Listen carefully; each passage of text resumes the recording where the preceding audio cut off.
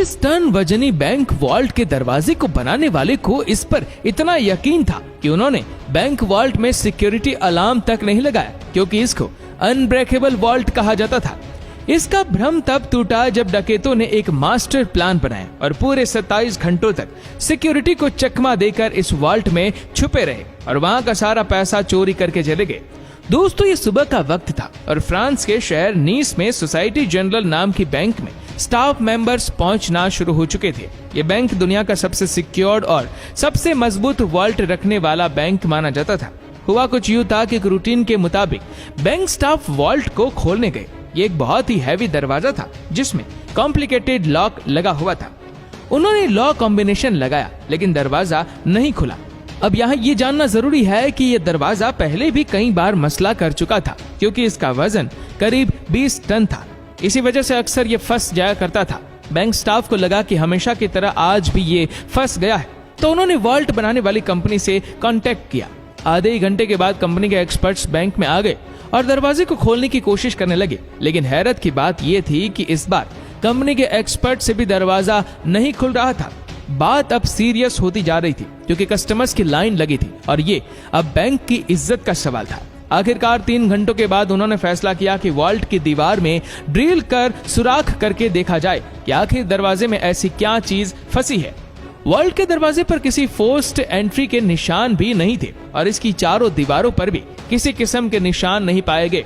Heavy duty drill machine से सुराख करके जब अंदर जाका गया तो क्या देखते हैं कि वॉल्ट के दरवाजे को अंदर से किसी ने वेल्ड करके बंद किया हुआ है।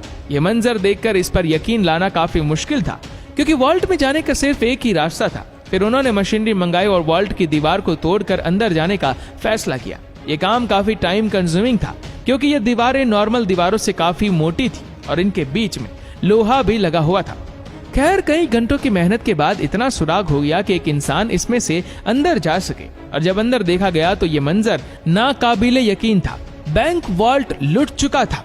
कुछ लॉकर टूटे तो कुछ खुले पड़े थे, और सबसे इंटरेस्टिंग बात, वॉल्ट की दीवार पर स्प्रे पेंट से कुछ लिखा हुआ था, जिसकी इंग्लिश ट्रांसलेशन है without arms, without hat and without violence. अभी बैंक स्टाफ होश में आता कि उन्होंने वॉल्ट की जमीन में एक टनल बना देखा। अब आगे का काम पुलिस का था, जो कि उस वक्त पहुंच चुकी थी।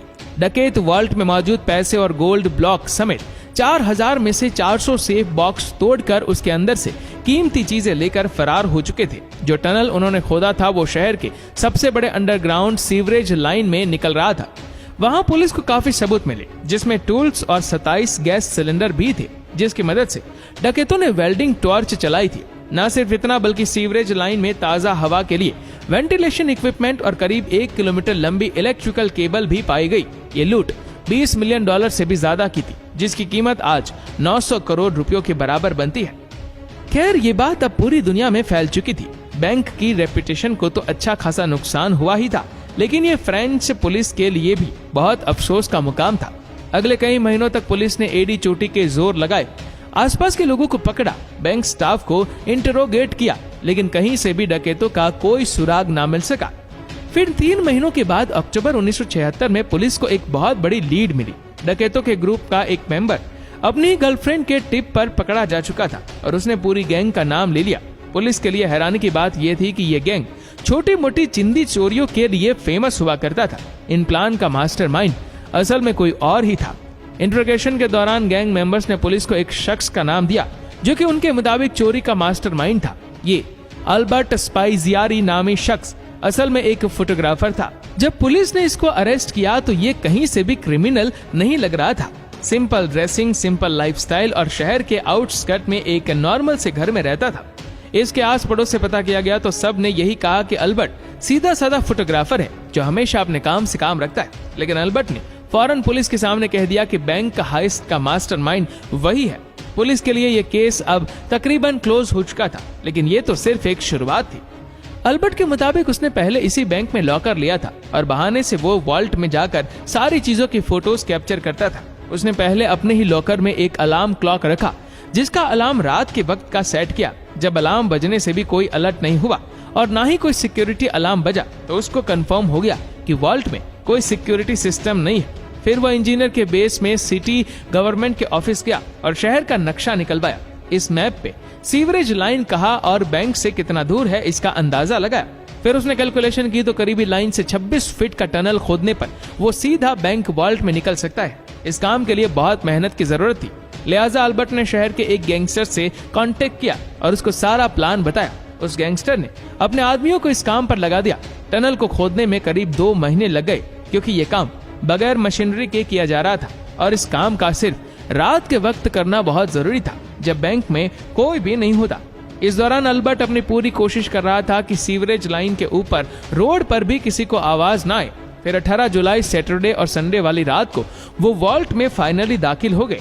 अगले 27 घंटों तक उन्होंने बड़े सुकून से लूट मार की, जिसके दौरान उन्होंने वहां लंच भी किया और डिनर भी।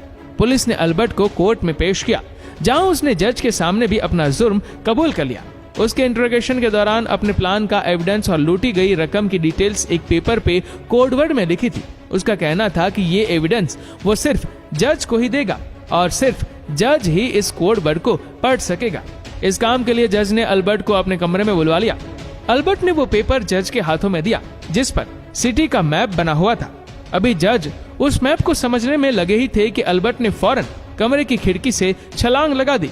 ये कमरा फर्स्ट फ्लोर पे था और उसके नीचे एक गाड़ी खड़ी थी। अल्बर्ट गाड़ी की छत पे गिरा और फौरन खड़ा होकर एक बाइक जो पहले से उसका वेट कर रही थी उस पर बैठकर फरार हो गया।